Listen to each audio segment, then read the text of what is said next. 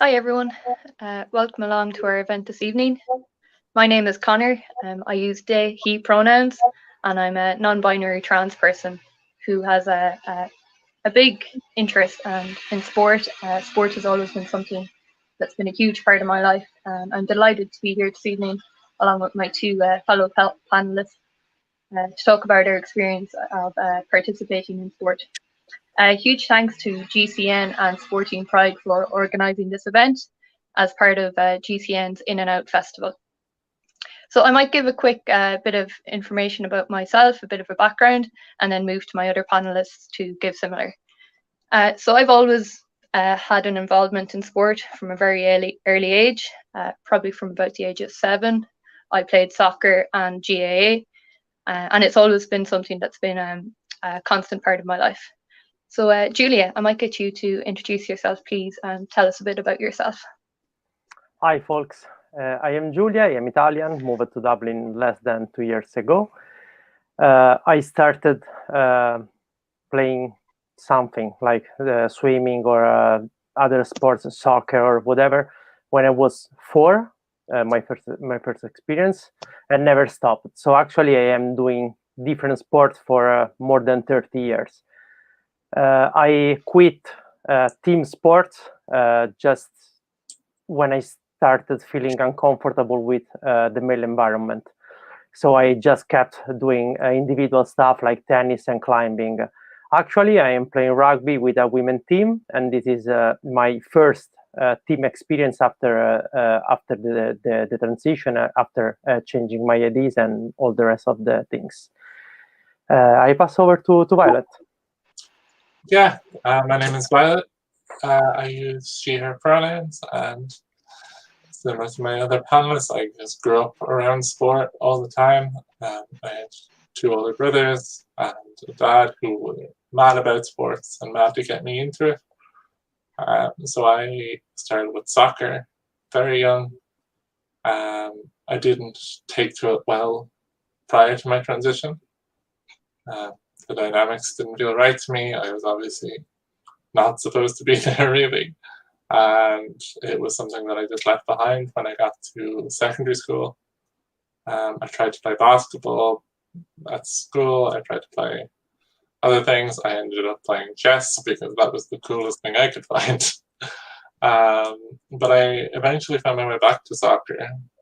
After my transition, I felt like it was something that I had left behind and something that I really wanted to get back to. I still love the sport, but just as a fan, and there's so much you miss out on by not getting to have that playing experience. So after a couple of years after my transition, I just decided to kind of sod it. I had to join a team. I had to get playing, and unfortunately that team fell through with COVID. And since I've been trying to keep fit, and I'm playing softball in my spare time. So I've tried a few things, to say the least. Nice, yeah. That sounds great that you were able to get back into team sports, because I think from my own experience, being part of a team has always had a hugely positive benefit for me. Kind of the community spirit and the team spirit that you get from kind of playing with your teammates and kind of having a group of people that you can see consistently a couple of times a week. The social benefits of that for me have always been huge. And I didn't realize that softball was something that there was teams kind of around Ireland, but it sounds like it's an interesting one to play. Yeah, especially around Leinster. Obviously, I'm just outside of Dublin, and it's fortunate that the infrastructure is there for us to have a league. But if anyone is in the chat and is interested in softball, the league is starting up soon.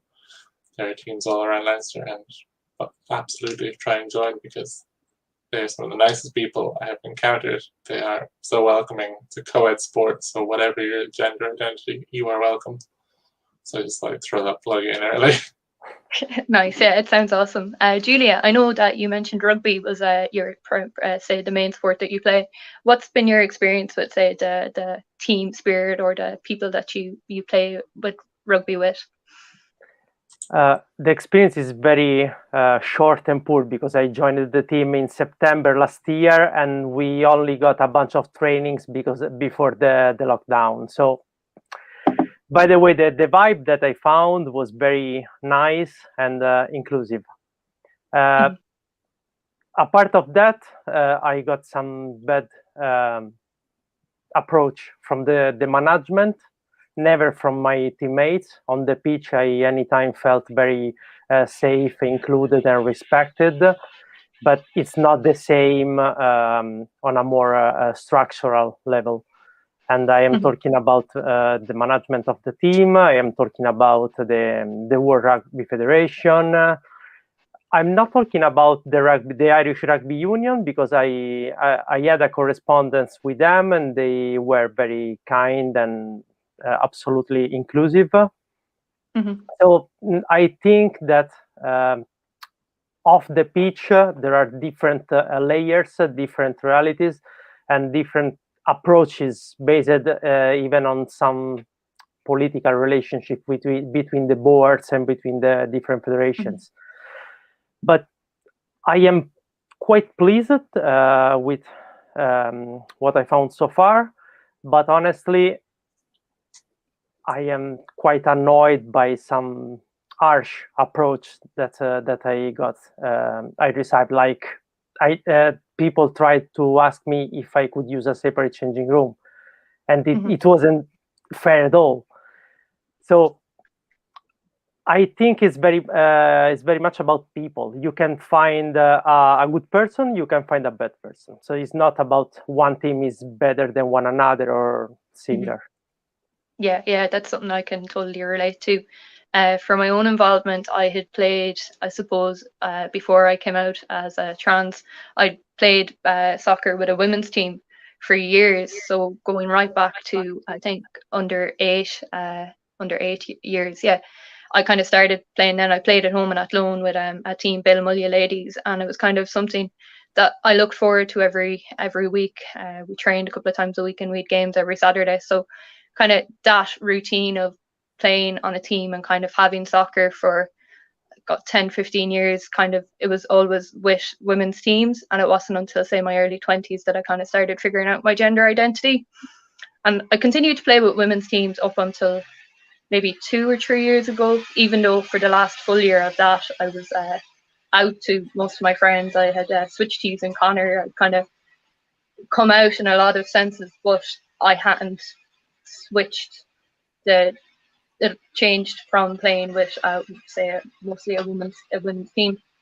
And I think for me that was definitely one of the hardest choices I had to make in my transition, was deciding that it had come to the stage where I wasn't fully comfortable kind of being seen on that team, even though it gave me so many benefits in terms of physical benefits of exercise, the social benefits of kind of having that team and that group of friends, and just having that place to get away to play soccer and kind of take my mind off everything else. So that definitely for me was one of the most difficult things as part of my transition.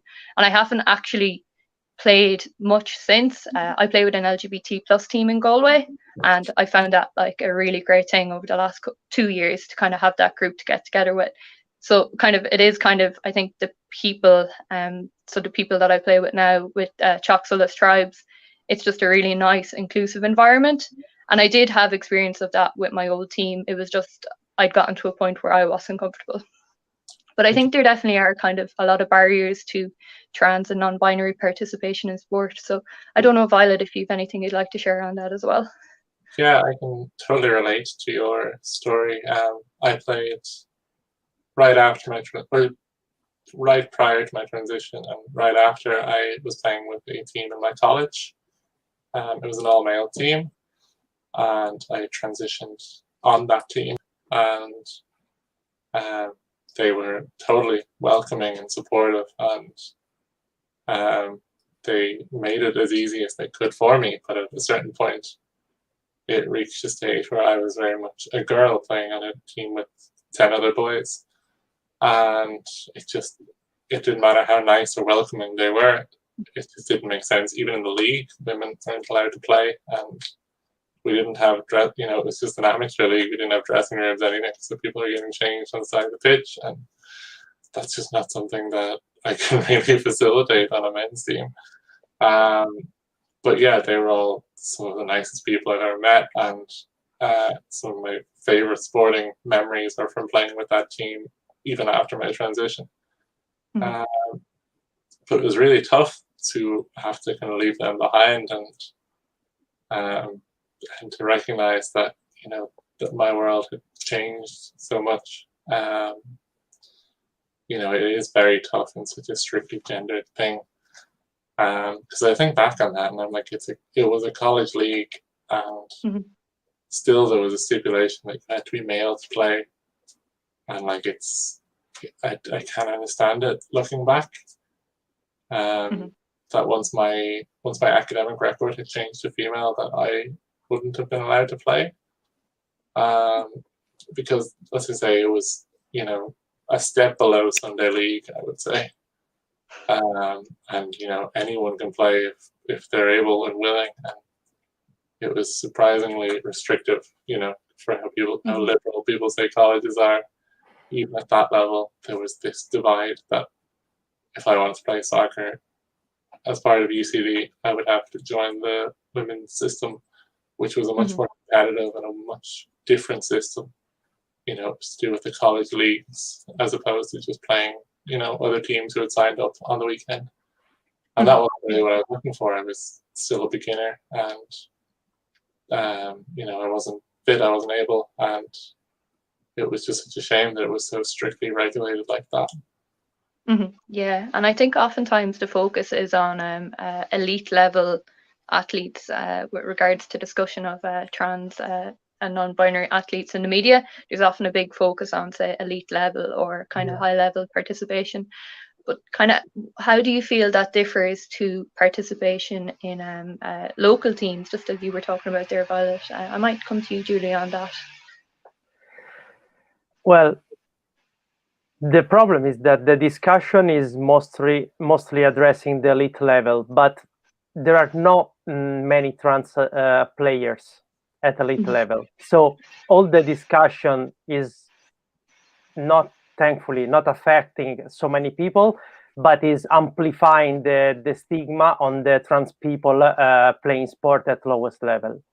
And it is also kind of slowing down the willing of any team to invest on a player that can't grow over a certain category. So there are more bad side effect than really a practical effect on the elite level where the regulation get developed. Because you know, trans athletes only get popular when they are winner, and it doesn't happen very frequently, mostly because we started playing in general categories in high level competition. I don't know, I don't think more than 20 years ago. So there is not yet a record of trans participation in sport, and we didn't have the time to develop trans participation as good as cis participation to make trans athlete looked after in the same way and with the same efficiency to get on a very high level. So actually, I think that community level is pretty open, at least following the regulation. If you are compliant with some paper stuff, medical requirements and so on, you are usually allowed to compete.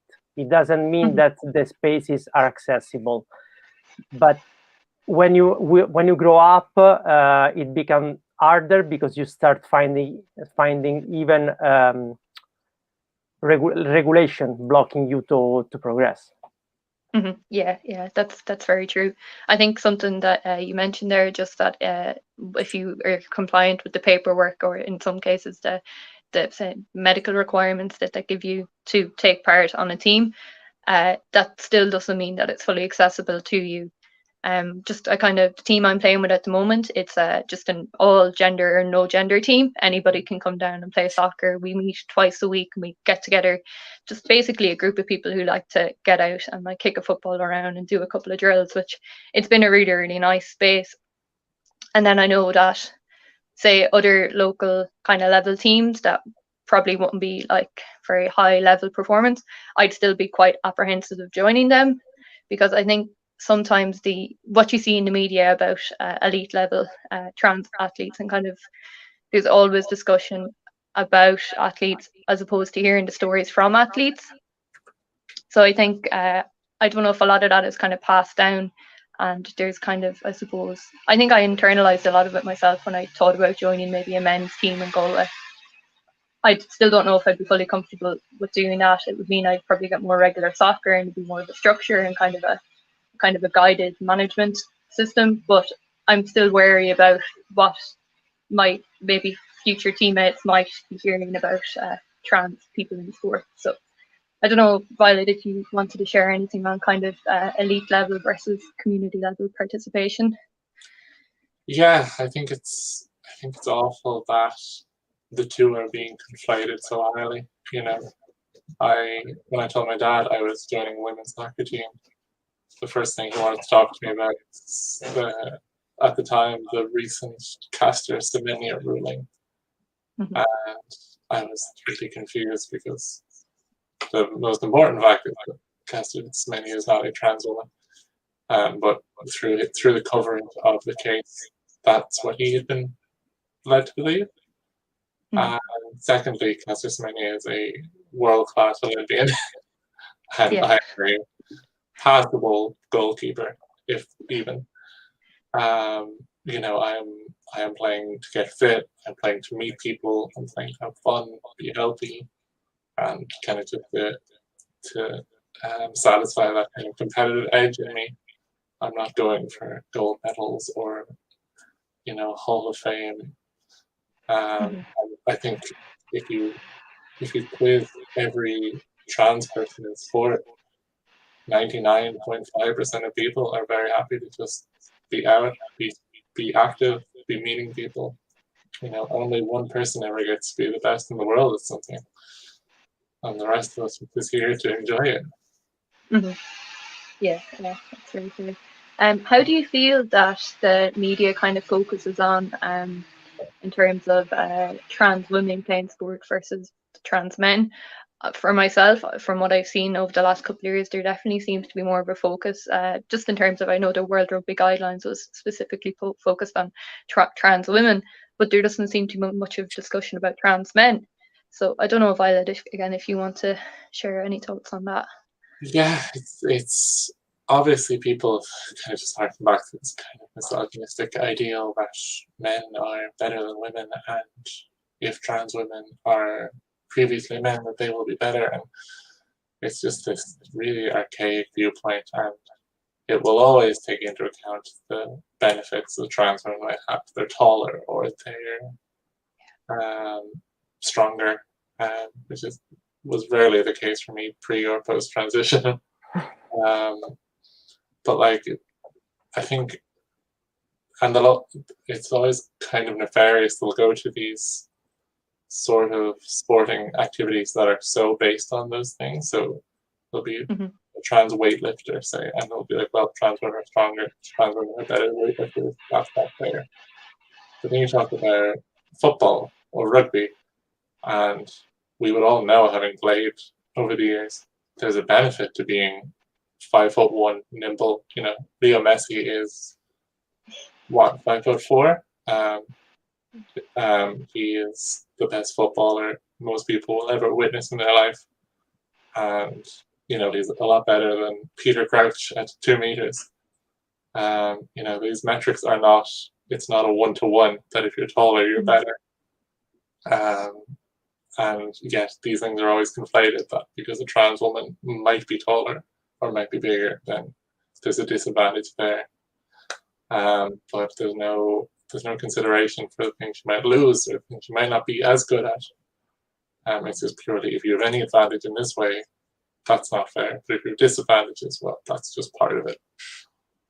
Yeah, and I think that's very true how you said that it is kind of a misogynistic kind of view of it. Kind of, it is that, unfortunately, that it kind of is how it's kind of seen.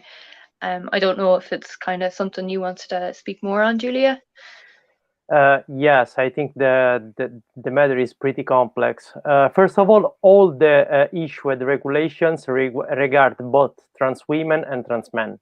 The point Okay. is that trans men are usually mentioned in a very small paragraph, and they only say, if you want to compete with real men, you just do it at your own risk. Mm. So you are not demanded to meet any criteria. Just because there is a very binary and patriarchal view behind all of that. Trans men are seen as women, jumping in men environment. Men are usually men body. The male body is the standard, is the highest standard. So you are never expected to compete on a peer level. You will be anytime inferior to cis men. So you are not required to meet any criteria. For us, is exactly the opposite. We are still seen as men trying to jump in women environment for I don't know, predating or other very offensive and terrible stuff that are present in the popular narrative. So for us, the point is that they want to reduce our performance to make them fair in a weak environment. There is a lot of prejudice behind that approach. There is a lot of prejudice, but there is a big lack of research. Usually trans athletes are not investigated. I am seeing the summary of the World Rugby Study published on their website, and they closed the summary on the last slide stating, to date, no direct studies on trans women rugby players. So they, I don't know, run a study based on who knows what, because they are saying we are more strong, fast, or whatever, but they never investigated our bodies. I think there is a bit of prejudice behind all of that. I try to offer my body for investigation to World Rugby and to IRFU. IRFU told me that they have not in place any idea to review the regulations, so they are not carrying on new studies at the moment. World Rugby never came back to me, but that's one of my main goals, just to be part of it, to say, yeah, okay, carry on some analysis on my metrics, on my performance, some medical or biological test, whatever you like. Let's see if all the aggressive policies that you are issuing are fair or not. I think they are completely unmotivated. In my team, I am never the faster, never the stronger. I am neither the taller, honestly. So I don't see any unfairness on the ground. And when you are 1 out of 15, being unfair is really unlikely to happen, because you are a marginal percentage of the overall team performance. And just talking about testosterone, our testosterone is usually the lowest in the team, because when you are in hormone replacement therapy, your level of testosterone is near to 0, so it's lower than the lower level of any cis woman. Yeah, that's interesting that you brought that up. Just for myself, I know when I'm almost, I think, 3 years now waiting to start HRT here in Ireland. So I'm hoping that hopefully in the next couple of months I'll be able to see someone at the gender identity clinic and start testosterone, because it is, speaking from my own experience, not all trans people undergo medical transition, but all trans people are valid, and that's not a decision that everyone takes. But for myself, I think starting T would be something that would hugely have a positive benefit in my life and with my transition. But I know that you spoke about measuring testosterone levels, and it does, again, the focus seems to be on trans women, which it's totally that patriarchal view of we can't let you have any more extra benefit or extra testosterone, whereas if I'm taking testosterone, is there much much monitoring of that, say, from that perspective? So I'm not sure. But kind of something else that you mentioned, Julia, in terms of the view of trans men being seen as, oh, you're playing for your own risk, and you're kind of you'll never be as good as kind of these cis men that are on the team. I think that's actually some of the stuff that, yeah, it's some of the stuff I'd kind of internalized when thinking about joining maybe say a male binary team. And I think it's that toxic masculinity that's out there that's kind of, you'll never be good enough, or you'll never be a real man. So it's I'm really glad you brought that up as a point. So I think kind of the next thing, we've kind of touched mostly on team sports, but have either of you any experience of playing individual sports, say such as swimming or tennis, or if you wanted to share some experience on that? Maybe Violet, I'll come back to you on that.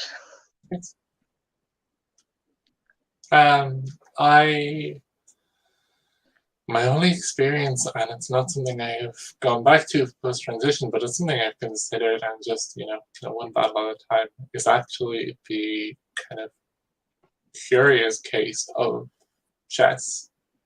It's another sport, like many, that struggle for female representation. And I, grew up pretty successful at underage levels, and I remember thinking, when I was younger and I kind of knew I was trans, that I could have been I would have been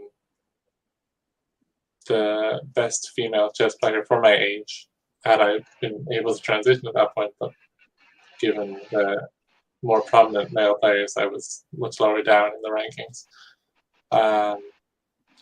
But that already starts the discussion in your head that you're like, is that move a cheating move? That if I start playing as a female player, because the categories in chess are entirely unnecessary.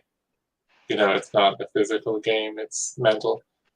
But the distinction is made to encourage female players to play and encourage more female participation. So again, you're entering into that muddy territory of, are people going to think that I'm here to take over or here to take someone else's spot? When really it's just a case of the chess unions recognizing that a subset of our players have a more challenging time to get here in terms of women players. And if I think about my own journey, I think that relates to me too, because at a certain point, this world felt unfamiliar to me, unwelcoming to me, and my ability declined because of that.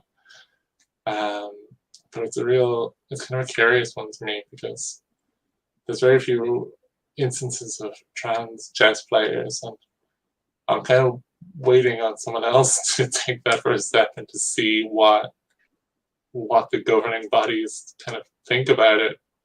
Because I now know I'm not good enough to play at elite level.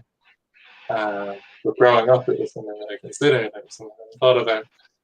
And I'm really curious to see, is there going to really be a discussion about if trans women are unfairly playing against cis women in what is a very much fancy board game? Yeah, it's not something that I was ever any good at when I was younger. So I always find it quite impressive when someone says that they can play well. Yeah, it was just another thing that got pushed on me from a young age. I think growing up in Ireland, we have this strange tradition of, I don't know if it would have been the same in your school, but if you had bad weather, you weren't allowed to go outside on your lunches in school. So we obviously had bad weather quite a lot. We spent a lot of time indoors, and we didn't have great games to play indoors, so I was playing chess all the time. And that was it. And then, once I got a little bit older, I started playing competitions, and again, that competitive edge came out. Then I started winning some competitions, and then I was hooked. Then they started asking me to give up full weekends and weeks to go and play tournaments. And oh my god, if you've been getting through a 90-minute football match is tough, try a 6-hour chess match. It's awful. It's a real endurance test. Yeah, it sounds pretty exhausting. Just when you said that there about school, I remember I think on rainy days our teacher used to wheel in the big. Do you remember the big old school TVs and stick on a DVD or a movie? And that's kind of what we used to do at lunchtime. So I know, yeah. For myself, I think the only kind of individual sports I've done has been sea swimming, which kind of I think a lot of people have got into in the last couple of years, and then running. So I'm kind of part of a running group down in Galway, which was launched by Amach, the LGBT plus charity. I think it was 2018. They set up a weekly running club. So I met a lot of really great people through that, and it was definitely a really good outlet for me. So I don't know, Julia, if you've any experience of kind of more individual sports. Yeah, I quit any team sport 10, 15 years ago, just because I didn't feel comfortable with the male environment. So I started initially playing tennis, and I liked it a lot. I enjoyed a lot, but I was too much competitive as a person, and I didn't like it. I just moved to climbing because I found an activity that I enjoy a lot, and I am not doing climbing in a competitive way. Just because I love nature, I love going outdoor, I love mountains. So climbing is kind of the evolution of hiking for me. I do different mountain sport, both winterish and summerish. So climbing is just something that I love, that kept me fit, and is engaging, is mentally engaging. Actually, it's no longer my main sport just because I started playing rugby, but I would never stop doing climbing. When I transitioned, I was doing climbing, and I transitioned in a gym. Basically, I was training in a gym for I don't know 6-7 years at the time, and at some point I came out, and a few months later I changed the changing room that I was using. So I got the process, the impact of the process on my skin, and thankfully it wasn't harsh, because climbing environment is a pretty healthy and small community. So toxic masculinity is not kind of a big problem. Of course, there are bad actors, as there are anywhere, but it's not like the soccer environment that we read every day on the newspaper, for example, or other popular toxic environments like, I don't know, boxing, for example. I did boxing for a couple of years, and a way longer before my transition, I had to quit just because I couldn't survive in that place. It was too toxic, even before coming out, but I couldn't even perform as a man in that place. Yeah. So basically, actually, I'm playing in a rugby team, in a women team, but it's not an LGBT team. I choose to stay in a. I don't want to say regular, but I don't have any better word. But my goal is to compete in open competitions and to make regular competition more inclusive and leave a better place than the one I found. I don't want to live in a ghetto, to stay in an LGBT team or whatever.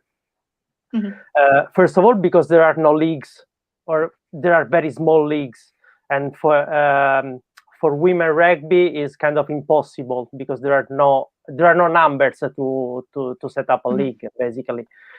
And then because I want to kind of invest, use my experience, my body, my whatever, my knowledge to leave something better for the generations to come. We are talking about categories. I want to say a thing. Sport is something made by people for people. So categories should reflect the representation of identities overall in the society. When it doesn't happen, because actually the existing categories are not fully representing the society, are the categories that are that have to be changed. It's not the society that have to shape around the existing categories. And that's very important, because actually male, female categories, women, men categories, whatever, are very, very outdated. So the point is not how to stick trans people in those two boxes. The point is that to find a way to implement a representation of identities in sport environment, in my opinion. Yeah, that's a great point. And I think to have that diversity across groups in different sports would be really important. And it's also really great to hear you say the work you're doing with the rugby team to kind of have an influence and to make an impact. It's really great to hear that, because I think it's hard as trans and non-binary people sometimes to constantly feel nearly that pressure of educating lots of people, or kind of being that one person to kind of not explain trans issues, but to kind of highlight them, or to kind of give that you might be the only representation sometimes. So I think there's probably a lot more work that needs to be done kind of at a club level, or at like a grassroots level for team sports in Ireland. And I know Sporting Pride have worked with a couple of groups, including Jerry McTavish of the GAA, to bring in more inclusion policies and kind of better training at club level, which will hopefully improve the experience of not just trans and non-binary people, but general LGBT plus people in sports. Because I know there's, as you mentioned about toxic masculinity, I think that's probably across a couple of sports, and I think definitely in soccer, in say the Premier League and like the FA, there's still a lot of problems with like homophobic and racism as well. You know, there's so much work that needs to be done to change those environments. So I don't know if you've any thoughts on kind of what policies or what kind of inclusion training could be brought in. And Violet, I'll come back to you on that, please. Yeah. I just think to echo on your previous point, I think like Julia said, if there was a trans league, or if there was, somewhere where I felt more at home, I would probably be getting myself involved there, but the infrastructure just doesn't exist. But I do feel quite fortunate in that there's this kind of culture around women's sports and women's team sports that certainly the other letters of the acronym are LG and B are much more inclusive in those spaces. I know so many gay and bi women through sport who, you kind of feel like you have a head start with them, that they'll have some prior knowledge. They are usually a lot more understanding of the trans issues. Whereas I think, Connor, you have your own kind of difficult journey on that part, because male sports are kind of just a no-go zone for discussions around sexuality, gender, anything. Having played in them when I was younger, I know that these things don't come up, these things aren't mentioned, and these things are sometimes not tolerated. So it's a real, while we may have the challenge of, the media representation of those things, I think you have the challenge of going into a less understanding environment, certainly in terms of your teammates and things. I don't envy you with that, because I kind of have to do it, and luckily I had the rapport built up with my male teammates when I came out, and I hope that people are getting better, and I hope that male teams are more understanding of these things, and I hope that your ability will ultimately be the only thing they're interested in. Yeah, because I think at the end of the day, I think kind of that being part of a team, you should be kind of based on your ability to play, or as well for, I suppose, higher level performance. That should be kind of the one measure, but also whether or not you're a good person probably matters to some degree. But in terms of what can be done, I think you just have to, you have to start right from the beginning. It's very hard to change set in your ways. It's why these programs run by the FA, Rainbow Laces, and even their other cultural campaigns are met with such pushback, because you're only getting to people 30 years late. You know, people had a lifetime of influences the other way to say that, you know, gay is wrong, it's nothing to do with sport, don't make it political. Whereas I think if you start right from the beginning and you say, look, these are things to expect, these things are welcome, these things are fine. You may play with a trans teammate, you may play with a gay teammate, you may play with a non-binary, a bisexual, any sort of teammate, and these are things that are welcome and should be supported. You know, kids, when you're young and when you're starting, you haven't got that basis, or you just kind of accept things. You know, you go in with an open mind and you're fine. But I think when you're coming at, you know, 50-year-old fans of Burnley or you know, you're just not going to get that response. And I think, not that you shouldn't try to change their minds, but I think the most effective is to start with people right from the beginning. You know, go from the ground up rather from the bottom up rather than the top down. Because the Premier League is this, you know, fake Hollywood thing that doesn't really exist and can be taken away at any moment. But the grassroots football is where everyone starts. Everyone's played on a pitch with the dad and the old man and the dog watching. You know, everyone had that. Everyone who plays in sport, no matter how high you go, you still started at that base level. So if you can make that base level inclusive, that inclusive mindset will go with you always at the top. Yeah, definitely. And I think that's a great point you made about kind of starting it as kind of a welcoming, say that these things are expected and these things are welcomed and these things are kind of embraced as part of the team. Because I think that what in one way makes a great team is diversity. So having a diverse group of people and kind of people with different strengths as well, not just in terms of like playing the sport, but just in terms of like personal strengths and kind of being able to show up for your teammates and being able to work hard alongside your teammates.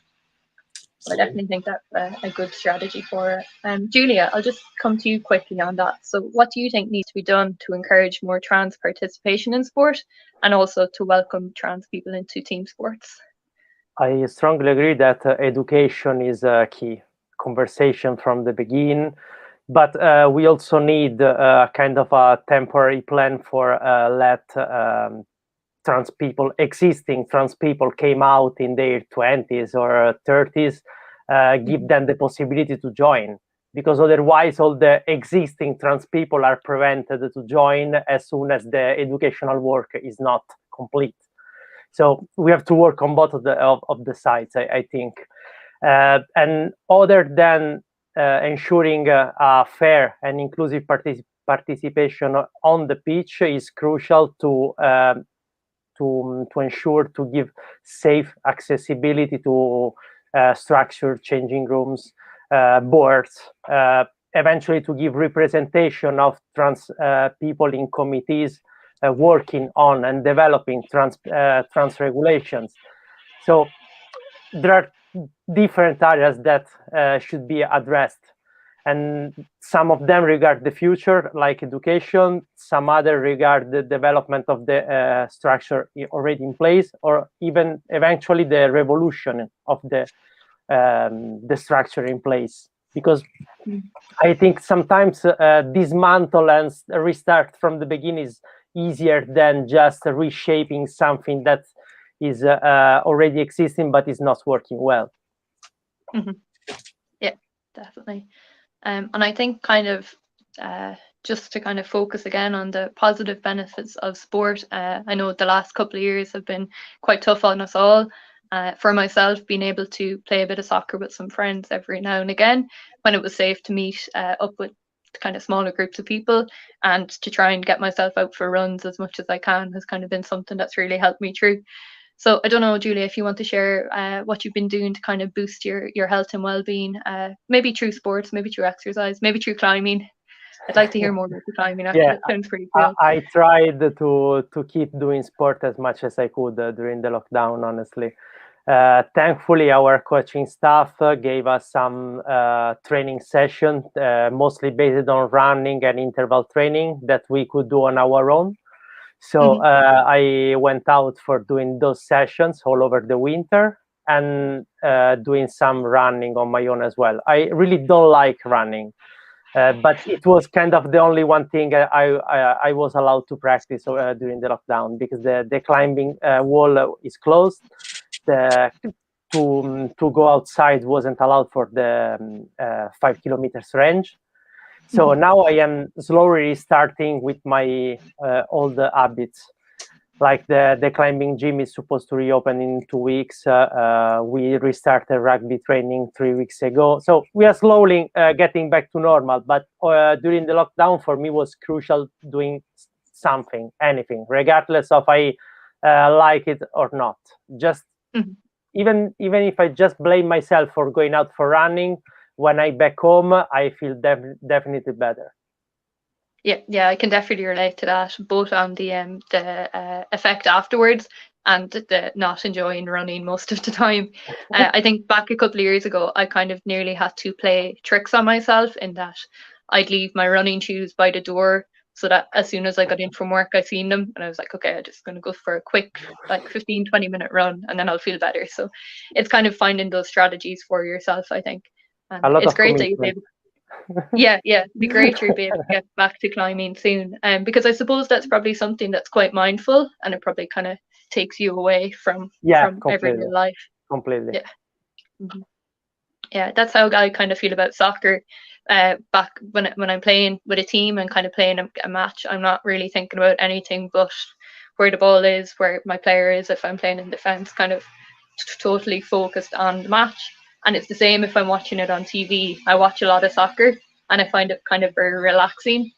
I suppose back in the days of Paul Scholes and Michael Carrick playing in midfield for Man United, it was a very enjoyable time of just watching the ball being moved around and kind of increased tempo of games and stuff. So I totally nerd out on all of that.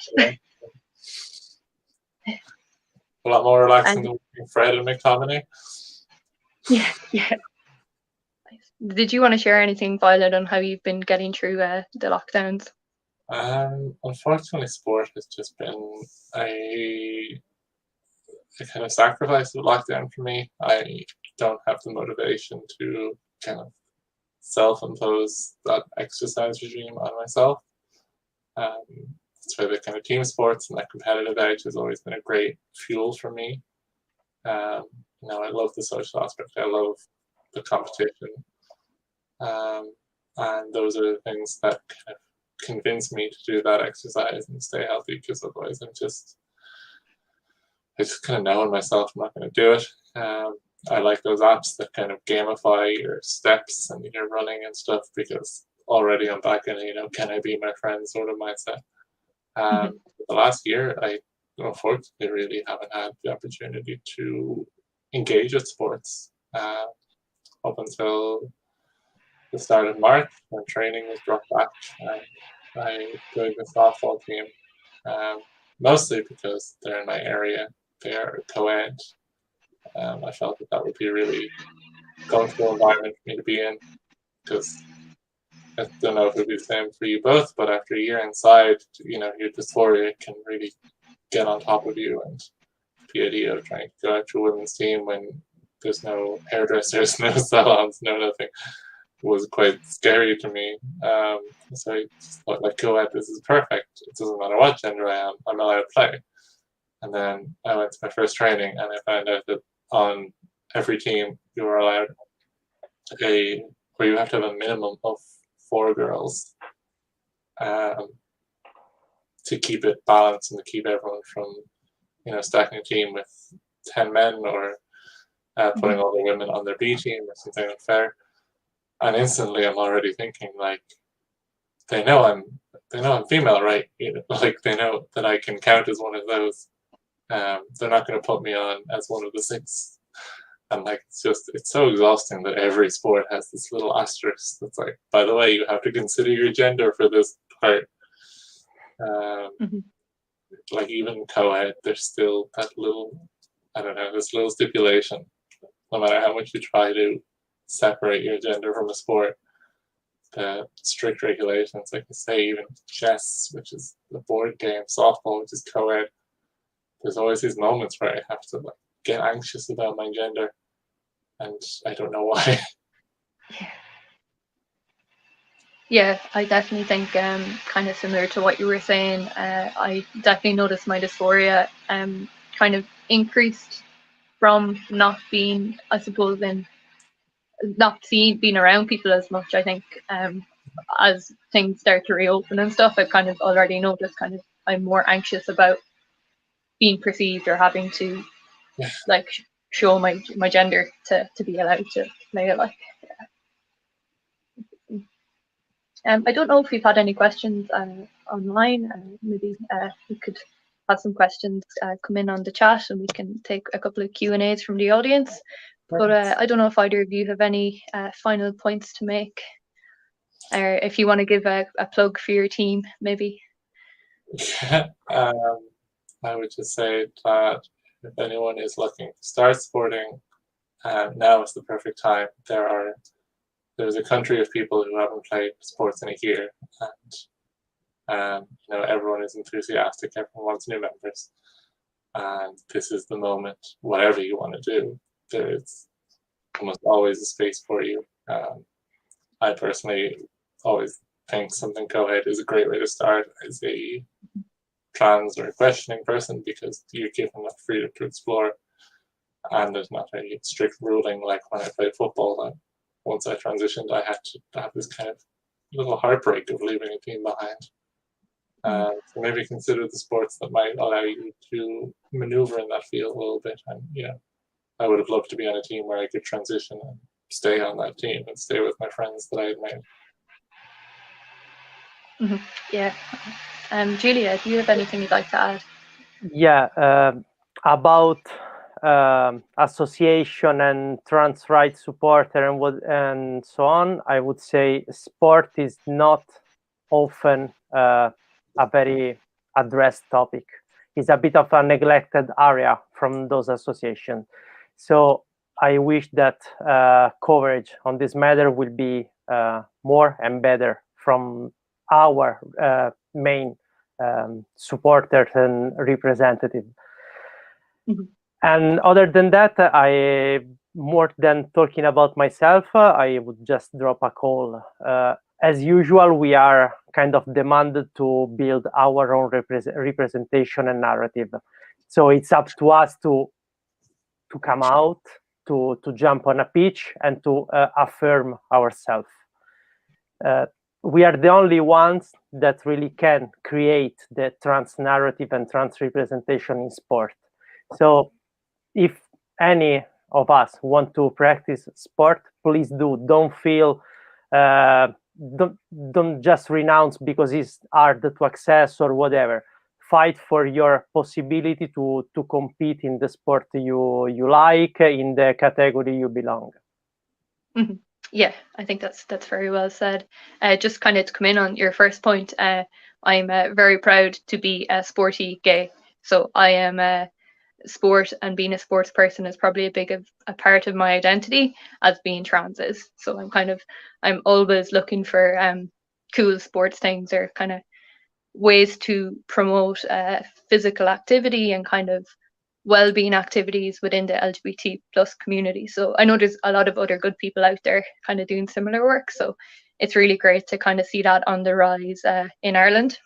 And then on your second point as well, yeah, I agree that we do need kind of to have people as representatives, but I think we also need our allies to step up.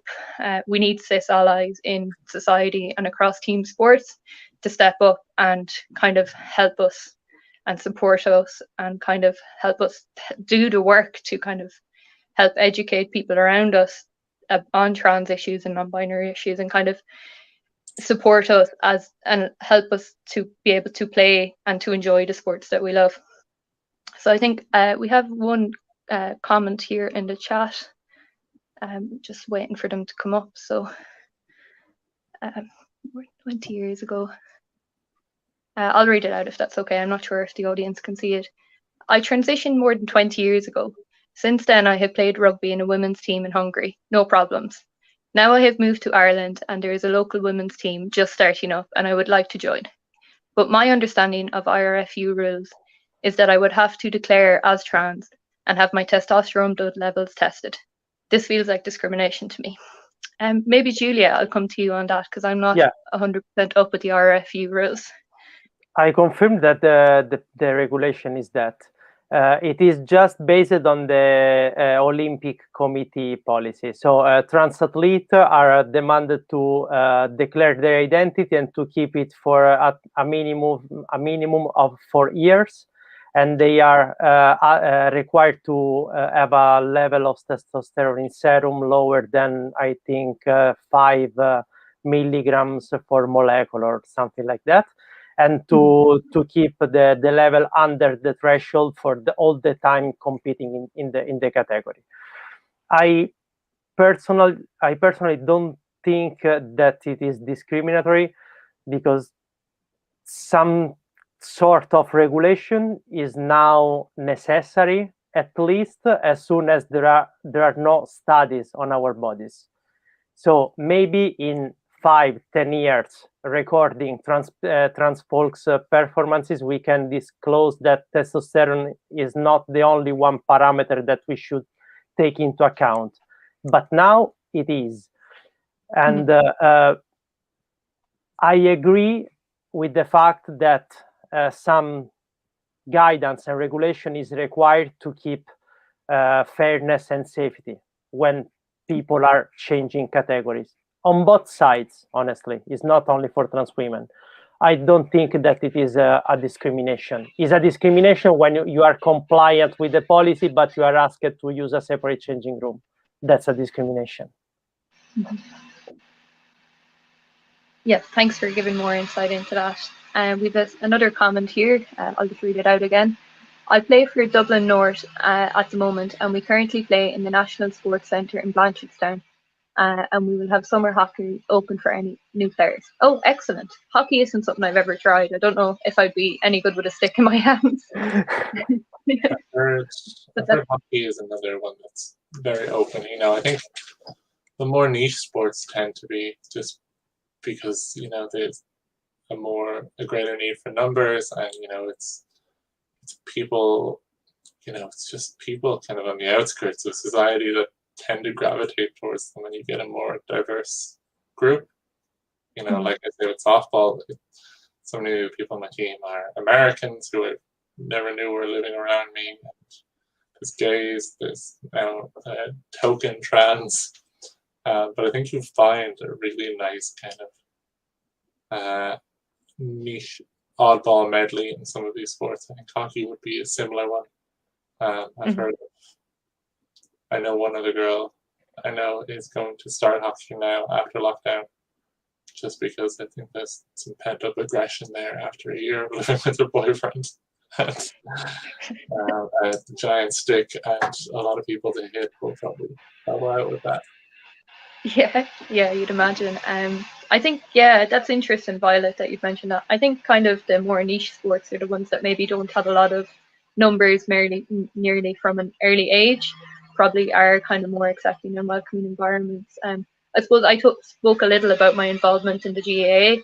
I stopped playing Gaelic football maybe 10-15 years ago because I found it a really difficult environment. I was kind of pretty much still in the closet to myself about my gender identity, but I knew that I was interested in women. So at the time I identified as a lesbian, and I found that even as that, I didn't feel very welcomed into GAA.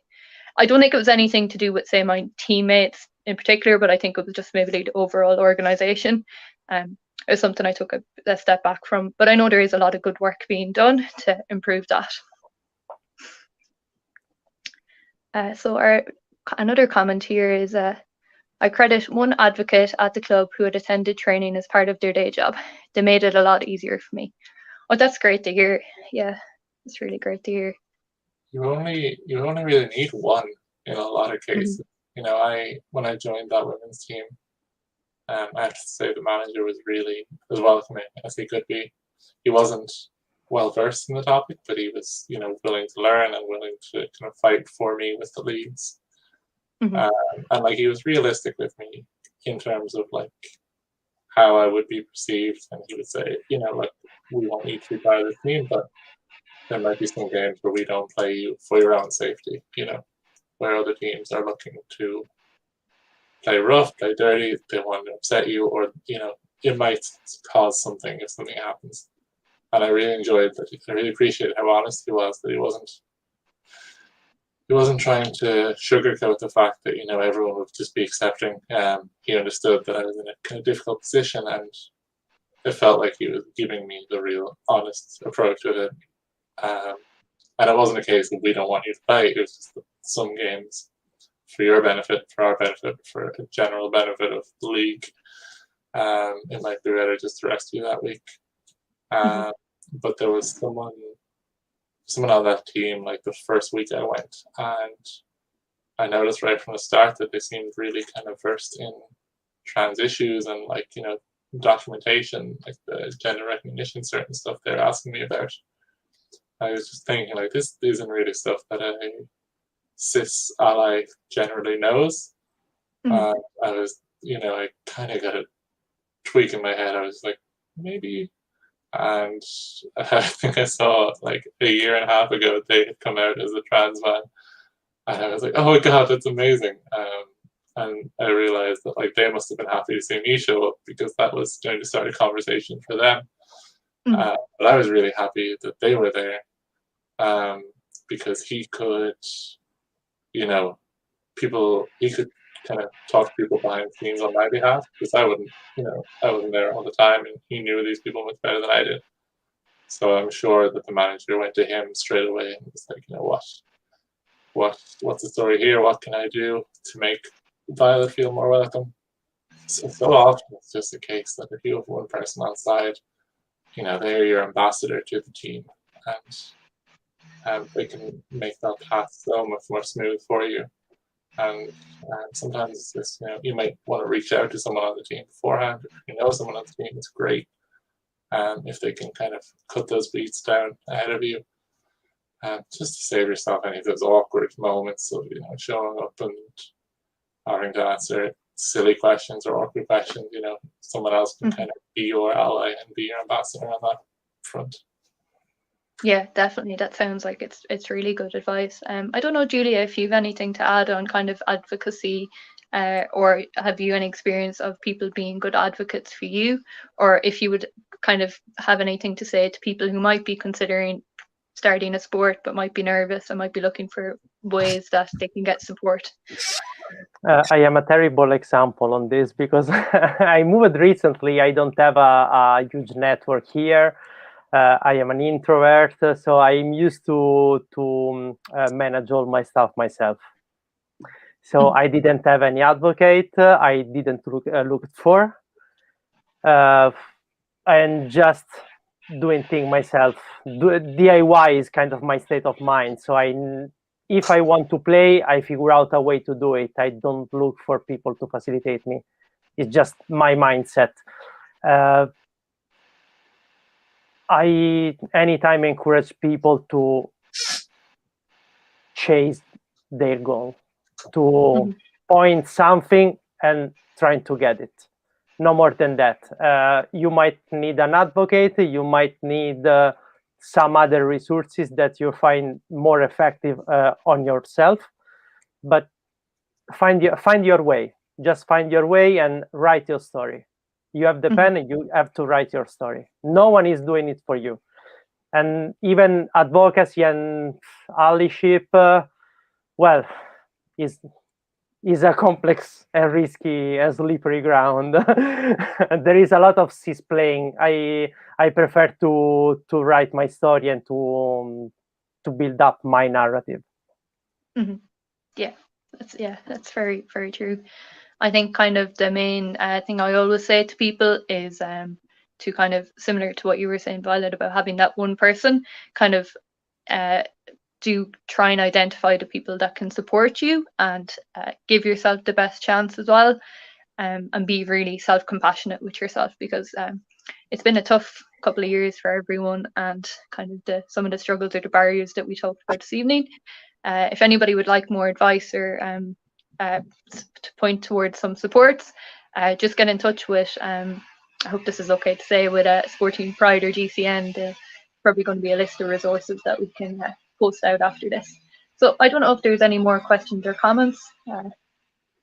Yeah, there's just one very articulate webinar with excellent points that I believe will positively contribute to the conversations around inclusion in sport. Thank you all. Oh, thank you, Kira, for your lovely comments. We hope so. Yeah, hopefully this starts a good conversation. Just want to thank you all. This is really insightful. Thanks, Africa. You're welcome. So I don't know if there's anything else to come up, but I think we've just over 8 p.m. now, so I might say thanks again to my two panelists, Julia and Violet, for joining me this evening, and thanks to Sporting Pride and GCN again for hosting this event as part of their In and Out Festival.